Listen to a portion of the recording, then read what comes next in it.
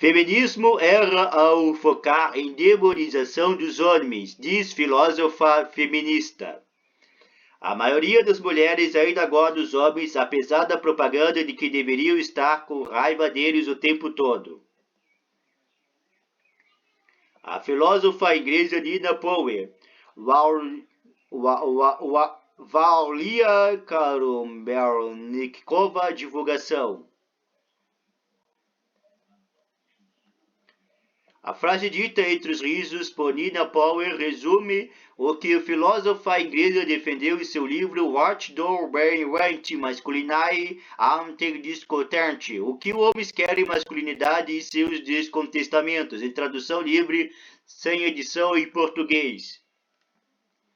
Lançado neste ano no Reino Unido por um selo da editora Penguin Books, a obra prega a diminuição do clima de hostilidade entre mulheres e homens e uma forma mais construtiva de curar ressentimento entre os dois sexos. Em entrevista à BBC News Brasil, Power afirmou que discurso generalizado que aponte todos os homens como tóxicos ou potencialmente violentos é contraproducente, nega a experiência da maioria das pessoas e cria uma atmosfera de beco sem sair das relações heterossexuais que são o foco da obra. Com doutorado em filosofia pela Universidade Middlesex e editor da revista online Compact, autor de 43 anos se define politicamente como esquerda velha guarda e diz identificar como as ideias da segunda onda feminista atuante entre a década de 1960 e 1970.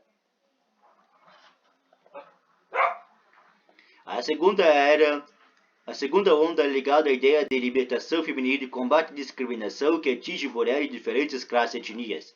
Exortava as mulheres a se qualificarem, voltarem ao mercado de trabalho e se tornarem as rédeas de seu direito reprodutivo, como o uso da pílula anticoncepcional.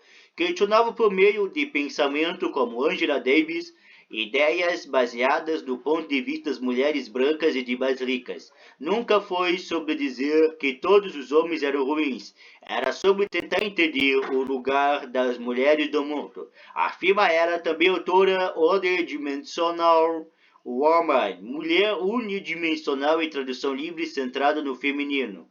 Para os objetivos era dizer a homens e meninos que eles não precisam viver de acordo com estereótipos, que esse tipo de expectativa sobre gênero é ruim para todo mundo, inclusive para eles. Era um movimento de libertação das mulheres e não um movimento de demonização dos homens.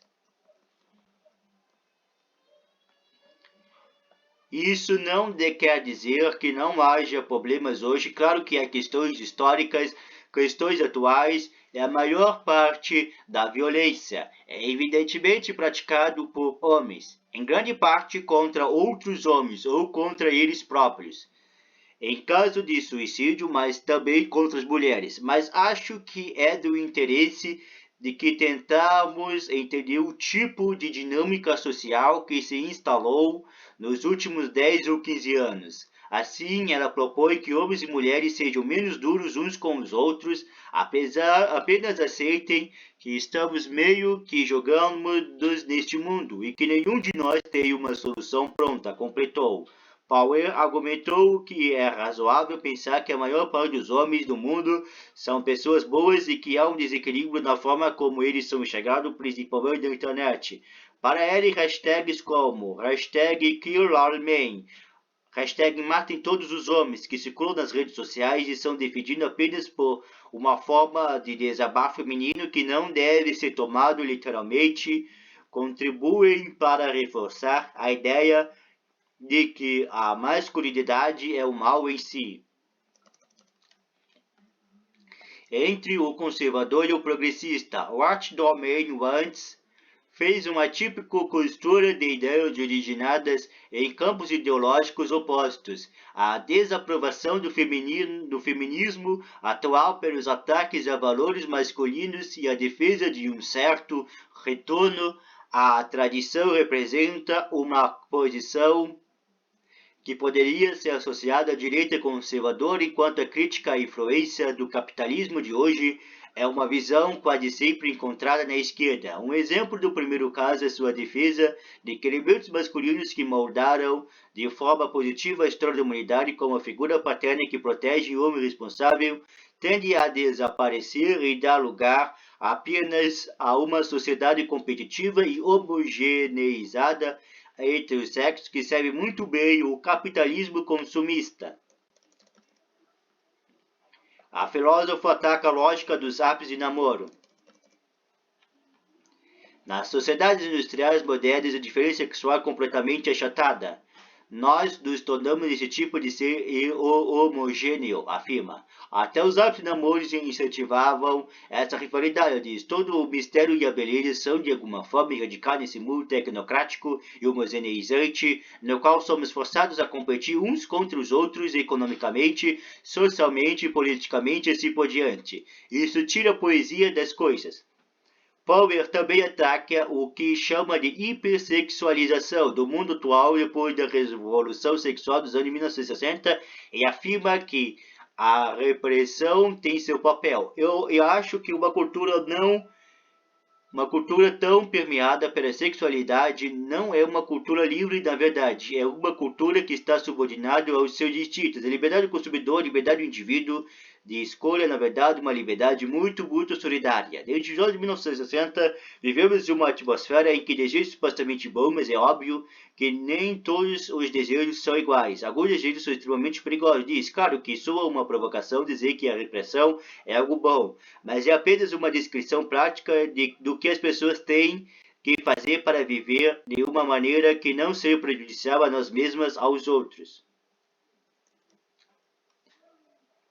Obra criticada. Nem todos receberam bem a proposta de sua obra. O jornal inglês The Guardian afirmou que seu chamado pela compaixão foi da direção do reacionário, enquanto a revista norte-americana Tierney Walker disse que o livro declarará rápida demais que foi cumprida a missão masculina de formar as estruturas de opressão e o fim da desigualdade entre os sexos. Há também críticas, principalmente das redes sociais, de que ela faria uma defesa da cisnormatividade, o conceito de que se uma pessoa nasce com vagina é mulher e com pênis homem e se encaixaria no termo TERF, sigla em inglês que significa feminista radical trans excludente, que rejeita a ideia de que mulheres trans não são mulheres, não tem nada a ver com aquele indivíduo transexual. Ninguém está sugerindo que uma pessoa pode ter direito negado de expressão a todos os seres humanos, afirma. Na visão de Power, há uma banalização de cirurgia de transição de sexo, especialmente no caso de adolescentes. Há pessoas que estão apenas pelo educador dizendo que eles esperam o minuto a mais devagar. O Power diz não acreditar na ideia da abolição do sexo, mas que podemos estar num mundo que aceita mais os diferentes traços de caráter e comportamentos, além do mundo romântico. Acho que quando você tem um ideal romântico, há uma pressão sobre a expectativa de que uma pessoa pode ser a solução para cada um de seus problemas, diz Power. Jet imagem.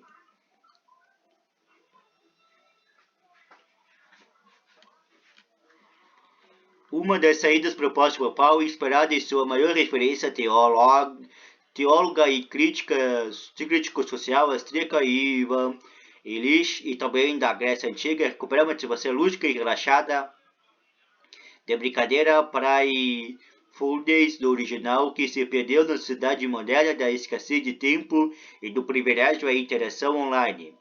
Um dos problemas é que as pessoas não estão falando o suficiente uma com as outras cara a cara. Há um desejo humano de que existe um bode expiatório, algo que tem vazão mais fácil pela internet, uma necessidade antropológica muito profunda. A filósofa acredita que esses contatos podem ir além das buscas pelo par romântico perfeito da ideia de que todos os encontros entre mulheres e homens sempre têm algum fim sexual. Não defendo de acabar totalmente com a ideia de romance. O que te estou tentando dizer é que há toda uma variedade de interações possíveis e nossa cultura reforça modelos restritos, centrados no parceiro romântico ou que envolve algum tipo de status baseado em relacionamentos. Isso não encoraja uma atmosfera relaxada entre o sexo oposto, diz ela. Escreve Power em Watch Domain Rights.